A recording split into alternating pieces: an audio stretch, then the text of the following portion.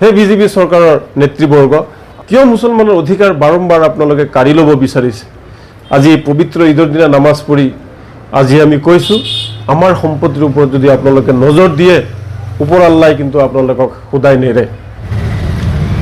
আপোনালোকে সকলোৱে গমেই পাইছে যে যি মুছলমানসকলৰ সম্পত্তি সমগ্ৰ ভাৰতবৰ্ষত ৱাকাফ বোৰ্ডৰ অধীনস্থ যি মুছলমানসকলৰ সম্পত্তি আছে, এই সম্পত্তিৰ ওপৰত এতিয়া চৰকাৰৰ বিজেপি চৰকাৰৰ আৰু কিছুমান নেতাৰ এতিয়া নজৰ পৰিছে আৰু সেই নজৰত মুছলমানৰ সম্পত্তি এতিয়া ধৰক ভৰক কৰি আছে।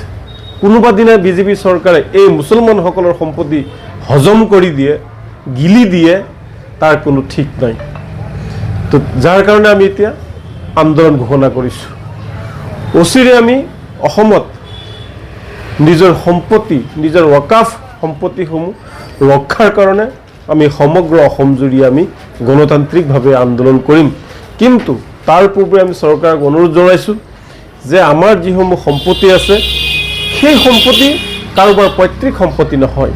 ইয়াৰ পূৰ্বপুৰুষৰ পৰা ক'ৰবাত মছজিদৰ বাউণ্ডাৰীত আছে, মছজিদৰ মাটি আছে, ক'ৰবাত মাদ্ৰাছাৰ মাটি আছে, ক'ৰবাত ঈদগাহৰ মাটি আছে, ক'ৰবাত আকৌ অনাথ শিশুসকলৰ কাৰণে ক'ৰবাত মাটি আছে, যিসমূহ ভাড়া দি বা যিসমূহ বিভিন্ন কামত লগাই মুছলমানসকলৰ যিসমূহ দুখীয়া মানুহ আছে, সেইসকলৰ কল্যাণৰ কাৰণে তাৰ পৰা কাম কৰা হয়। সেই বিজেপি চৰকাৰৰ নেতৃবৰ্গ, আপোনালোকৰ কিয় চকু পৰিছে এই সম্পত্তিৰ ওপৰত? আপোনালোকৰ নজৰ ইমান বেয়া কিয়? কিয় মুছলমানৰ অধিকাৰ বাৰম্বাৰ আপোনালোকে কাঢ়ি ল'ব বিচাৰিছে? আজি পবিত্ৰ ঈদৰ দিনা নামাজ পঢ়ি আজি আমি কৈছোঁ, আমাৰ সম্পত্তিৰ ওপৰত যদি আপোনালোকে নজৰ দিয়ে, ওপৰ আল্লাই কিন্তু আপোনালোকক সদায় নেৰে।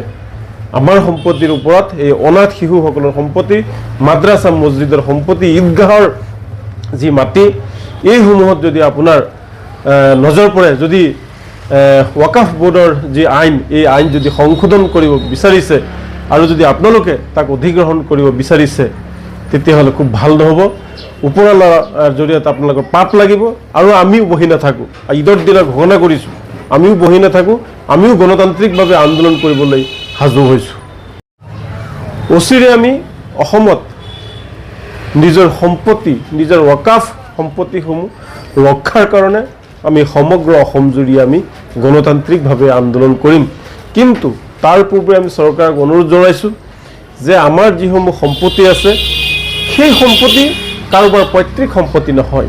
ইয়াৰ পূৰ্বপুৰুষৰ পৰা ক'ৰবাত মছজিদৰ বাউণ্ডাৰীত আছে, মছজিদৰ মাটি আছে, ক'ৰবাত মাদ্ৰাছাৰ মাটি আছে, ক'ৰবাত ঈদগাহৰ মাটি আছে, ক'ৰবাত আকৌ অনাথ শিশুসকলৰ কাৰণে ক'ৰবাত মাটি আছে, যিসমূহ ভাড়া দি বা যিসমূহ বিভিন্ন কামত লগাই মুছলমানসকলৰ যিসমূহ দুখীয়া মানুহ আছে, সেইসকলৰ কল্যাণৰ কাৰণে তাৰ পৰা কাম কৰা হয়।